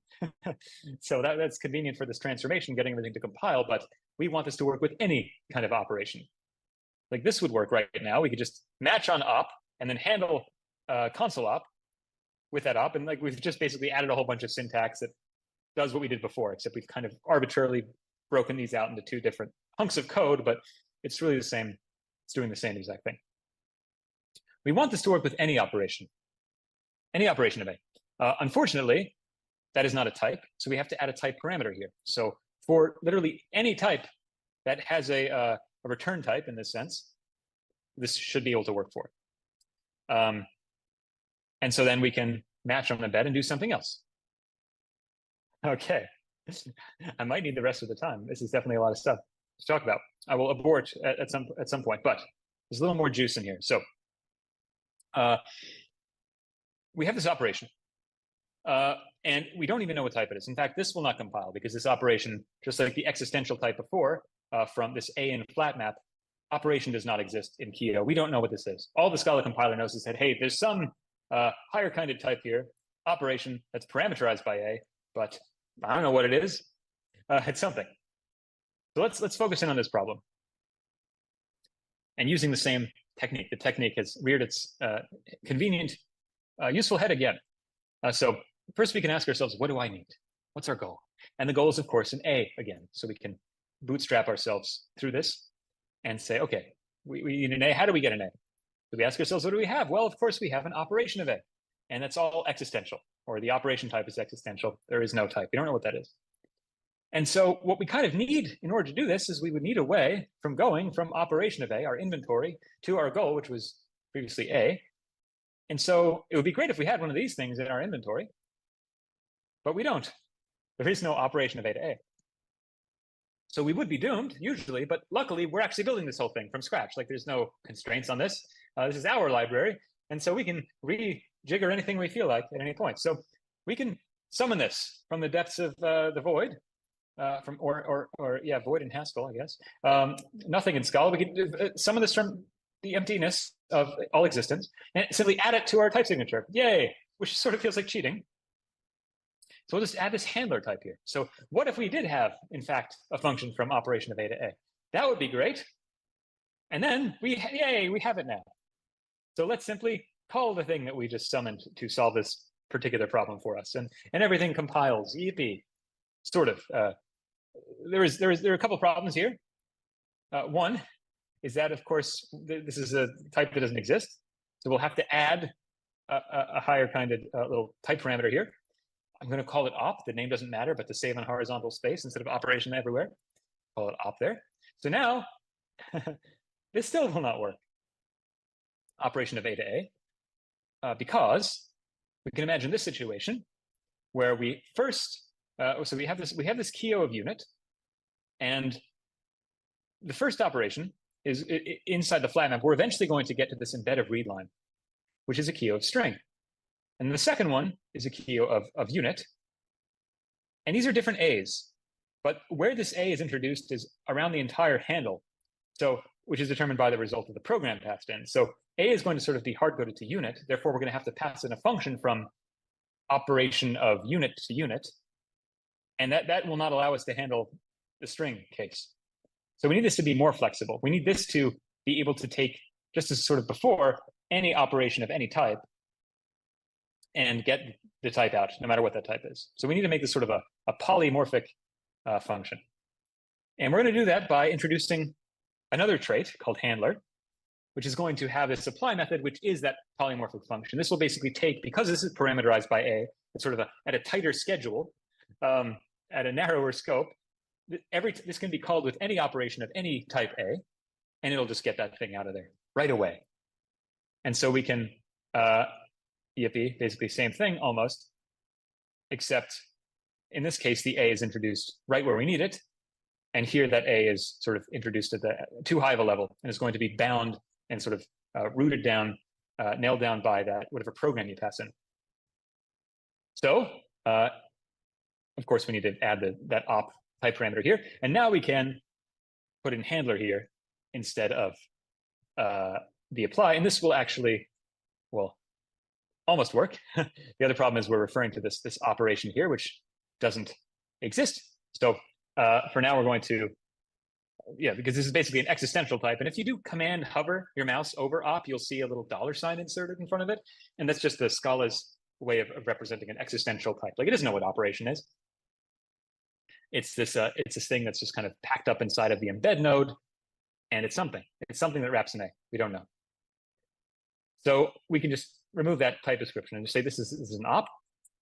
The problem is, of course, that handler is a handler of a particular operation type. This cannot deal with every operation type. It has to deal with a single operation type, and we cannot abstract this any further. Like, the handler needs to know about the operation it's handling. Otherwise, it can't handle it. So it needs to be a handler of consoles, a handler of time functions, etc. And so simply what we can do is just cast the operation as an instance of operation of type A. For now, that'll work. And it's ugly, and there's some type safety problems, of course, but we're sort of just in these intermediate stages. And then we can define a console handler to be a new handler of console, and its apply method will take a console of A and return A. And it'll just do this thing that we were doing before, except now it's inside of this little convenient handler type, which allows us to have this essentially a polymorphic function. And so now what will happen if we walk through this program is we're handling the program. I'm just probably going to go up until time. I'm just going to go up until time because I've made too many slides. What a crazy thing I've done. Okay, so we're going to handle this program. And first match on the flat map node. And of course, the Kio is this embed. And therefore, the first thing we're going to do is recurse with embed of readline and our handler, which is the console handler. So then we've recursed. And now we match on embed of readline. The operation is readline. And then we call the console handler with readline, casting readline to a console type. And then basically it's going to match inside of the handler on readline and read a string from standard input, which will then be returned from the embed case, the embed handle call, which will basically set X equal to that string read from the console. And then we have F, which is this function that takes a string and returns an embedded print line. And then we're going to call F with our string, getting us back an embed. So then we're going to basically handle this embed where the name here has been interpolated to be whatever was returned from the read line. So we recurse with embed print line of whatever, and then we're going to come to the embed case. Once again, the op is print line. We call the console handler with print line. We'll match down here. We'll take that string, print it to the console, returning unit. This returns unit. This returns unit. And that's the end of flat map. Hooray! We've walked through our program. And it works just as before. We've broken down a handler and all this stuff. Every time we solve a problem, I have to undermine our solution. And so first, let's one more recap. Previously, we had this all-in-one enumeration. But the idea of the algebraic effect system is we break it apart and have a means of embedding arbitrary operations into our effect system. And we do that for the syntax. And we also do that with the semantics by previously was all in one sort of interpreter, handler, which provided the semantics for our whole program. And now we break it apart into a handler, a semantics for sort of the overarching effect system, the Kio, and then individual handlers for individual operations, which we can provide one at a time, which is pretty powerful. But we have more problems, of course. Of course we do. Firstly, it's a little weird that we're just casting any operation to the operation of the handler. For instance, what if we had another operation like random, which gets us random ints and random doubles? And then it could have its own handler that would match on those and delegate to Scala's standard libraries means of procuring those values. If we use these in our program, and we had these, like, imagine there's some companion object with these methods that just, we don't have to construct those syntax nodes. Def next int will just embed the syntax node for us. So this is just a nicer syntactic layer for us. So we could call random to get an int and then print that to the console. Now we're using two different operation types. And if we were to try to handle this, we would, with the console handler, we would eventually come to the flat map. Well, we'd first come to the flat map node. Then we'd come to our random node. We recurse on embed random next int, which would get us here. The op would be random next int. Then we would call console handler with random next int, casting it, of course, to the type of our console handler's operation, which was console. And this would explode. Cast random next int to console. That's bad. So this is not quite going to work. What we should only call the handler if it can handle the operation. And once again, we're constrained, so we have to extend our library in some way. And so why not just add a method to the handler, which says, hey, can you handle this thing? And it could return a Boolean. And then on our console handler, we could just say, okay, if the operation is an instance of console, then sure, we can handle it. And so what we have to do here now is we can add a guard condition saying, if the handler can handle the operation, then, well, we can safely cast it. But if it can't, oh, shoot, well, then we have to figure out something else. And there's actually nothing we can really do about this. Once again, we're limited. We cannot interpret, we cannot get the A out of an operation that we don't have a handler for. Like if we get a random embed of a random node, how are we supposed to fulfill this type signature? And the truth is, we just cannot do that. We actually have to keep it embedded, which means that we cannot return an A. There's no safe way that we can really work around to get this type signature to work. So this actually has to remain a Kio of A, which is sort of similar to when we were looking at real Kio before. We just sort of are eliminating these effect types. But once you've eliminated all of the effects, you get a, it would look something like int underscore any. So the type system, if we had this ability to track these things at the type level, which is sort of another problem, and you could do it, you would know that there are no more effects to handle. So you can get around this problem that way. Don't have time to get into that, unfortunately. So we're going to have to keep things inside of our Theo type here. Which means also this is a problem. So we're actually going to have to wrap this result in a value, because otherwise we would just be getting the A back. And similarly here, this is now going to get us a Kio of X instead of the X type. So it's a bit of an awkward thing. What are we supposed to do here? And I'm going to go 3 times speed just for the end. Yeah, we need to call F takes an X, not a Kio of X. So to make this a little simpler, we can actually rejigger our enum. You know, you always have the option to return to your core syntax and constrain things. And it would be slightly more convenient to do the next thing we're going to do if, instead of this being a Kio, which could be either a value or an embed or a flat map, if we always knew this were an embed node, that would make things slightly easier. And we can ensure that by changing our definition of flat map to match on the current node. If it's a value, we can simply call the F on the value, sort of eagerly unwrap the value and call F on that A, getting the Kio of B. If it's an embed, we can sort of do what we did previously, just nesting that in the flat map code. But if it's a flat map, we can extract the embed that's in there, put that on keep that on the left-hand side, and then basically first go from that initial sort of existential X to A with calling that first function on it, and then flat map on that resulting A with our new F to get the Kio of B. And nest this all up in there. A little interesting. So we just kind of make sure that this is always trailing off on the right-hand side. So now if we know this is an embed, I'm going to end in just 1 minute. Then we can check to see if the handler can handle the embed. And if it can, then we can handle it with the handler. So just as we did in this instance, and then we get the raw X value back, and we can simply do what we did before, because this is no longer a Kio of X, it's just going to be an X because we're calling the handler, which can handle it. And then if it cannot handle it, well, for now we can just keep it suspended like this, which has some problems. And then for that value case, we just keep it in the value case. And to just rapidly go through this, we match in the flat map. We check to see if it can handle the embed. We're calling a random handler. It's a random node in here. So the random handler can handle the random node. Therefore, we're going to match on this, call random handler with next int, returning an int, then call the continuation, which will get us back a console node. We recurse.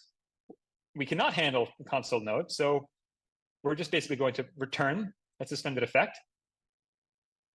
Yay. Okay, and then we're basically going to return that final embed console print line. And then later on, we can do it again with console handler, which will actually match on the print line and actually do the print lining. And there's some more details, which I will click through very quickly so we can see. Obviously, just let that hit you. And then we're going to do live coding. So I'm bad at time management, but I hope that was interesting and got you started. Maybe I'll have to continue along some other time in some other format. But I will end there just to not torture everyone, because that was like an hour and 15 minutes of rapid fire rambling. I hope you got something out of that. That was fun. Thank you. Thank you, Magnus. Yay, thank you very much.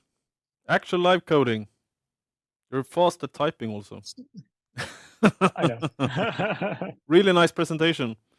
You could probably sell this presentation to someone. You know, the actual code behind the presentation. People asking in the chat, like, what is the presentation tool you're using? Tool for the presentation. Oh yeah, I wrote it in Scala. Use Scala. I wrote it in Scala JS, so Scala compiles down to JavaScript. So I made an animation library called Animus, and I'm using this great framework called Laminar, which is written for Scala JS, which is this functional reactive programming library that's way better than React. And yeah, so it's just all a custom stack, and it's super fun, you know. Is it open source, or is it your proprietary? Not yet, but I could make it open source for $1 million. No, I could make it open source.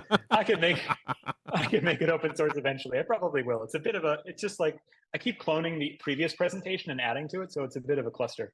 But I could do that. If people are interested, let me know. And if enough people yell at me, I'll put it out there, and we'll make a, you know, we'll make an open source project. Then years down the line, we'll change the license thing, we'll do the Redis thing, and then we'll all get rich. And then there'll be a fork, and Apache will do it. Yeah, I know how open source works. Yeah. First you have it open, and then you get money into it.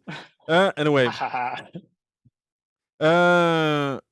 What are the main benefits of Kio compared to Zio?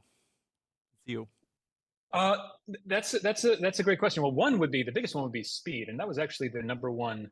I think you should definitely talk to Flavio sometime, who is great, and he can answer these questions better than me. I think he's in the Discord, so I will give a bad answer and then let him correct. But I think one of the things is that it's super fast. By breaking, like that property of having this be modular allows the core of the language to be really simple and really small, actually, really understandable. I'll also share some gists where there's like the full toy implementation of Kio, which I think you might be able to jump the gap from where I ended the talk to that. Ask me any questions. But because it allows the core to be so small, because it doesn't have to deal with these thousands of different effect types, it really works well with the JVM and optimization there. So, and a ton of other fancy techniques that I don't understand yet that he's using, but super fast. It also has this ability to do things like that sequences effect for non-determinism, which is very powerful and cool. And you can't really do that like in Zio necessarily, or other things you need to use like monad transformers or some other data type that breaks you out of your for comprehension. You got to start wrapping things. So it's super composable. It's still new, and you know, use it, try it out. It's fun. There's definitely lots of opportunities to like learn and contribute. Contributing to an early stage project's a great way to learn. I've learned a lot just by mucking around with it. So yeah, I defer to Flavio for the rest of the considerations. Okay, thank you very much. Invisible. Thank you so much, and sorry for taking so much time. That was a blast, and it was very interesting. Thank you very much, and to everyone that joins now live, jump into the Discord server to ask more questions. To Kit, Flavio, hopefully is there, and to Eduardo. And with that, to everyone that watched the live stream tonight, thank you very much, and either good evening or good morning or good afternoon, depending on where you are. And see you next time in May. Goodbye, everyone. Thanks.